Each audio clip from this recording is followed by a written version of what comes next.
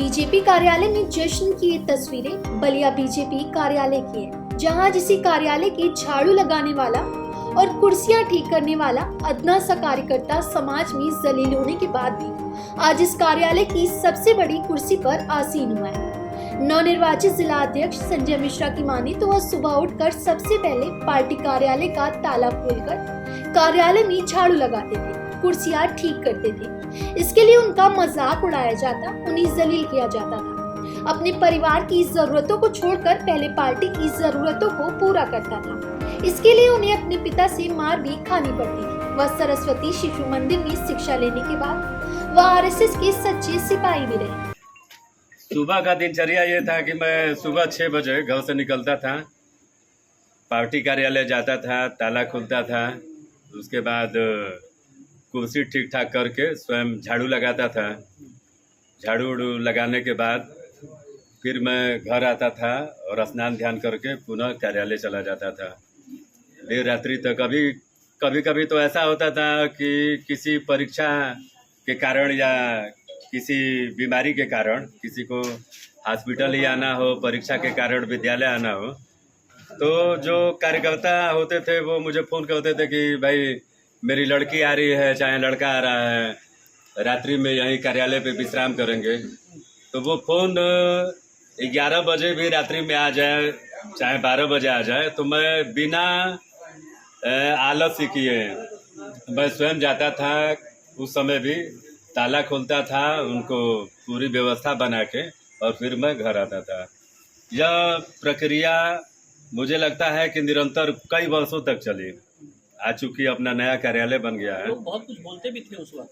जी, बहुत कुछ बोलते थे। बहुत आप लोगों ने बहुत झेला भी है, लोगों की बहुत झेला है, लेकिन एक लोग करते थे, वो याद है उस समय वो बात। लोग मजाक उड़ाते थे कि ये सब करने में कुछ है वो नहीं, और ये जो आप कर रहे हैं इसका कोई लाभ मिलने वाला नहीं है।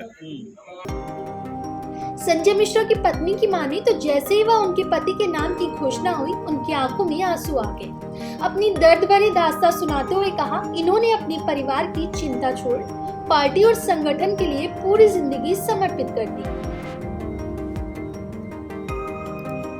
आर्थिक संकट तो था ही, मतलब अब वो परिवार है, परिवार में रहकर और ये सब कर पाना बहुत मुश्किल होता है।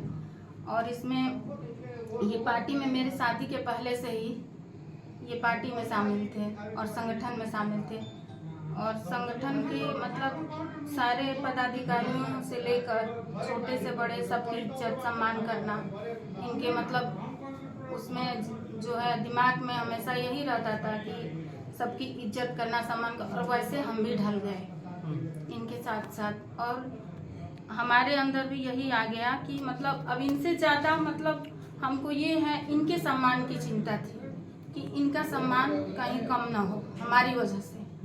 इसलिए मैं इनको कहीं रोकी नहीं, और समाज का चाहे परिवार का चिंता न करते हुए ये अपने पार्टी और संगठन में आगे निकल गए। और आज यहाँ पहुँचे हैं, आज बहुत बड़ी खुशी की दिन है, बहुत ज़्यादा। आज इनका नाम सुनकर मेरे तो आंखों में आंसू आ गए कि आज जाके इनको पार्टी के लिए और संगठन के लिए कुछ करने के लिए बड़ा पद मिला।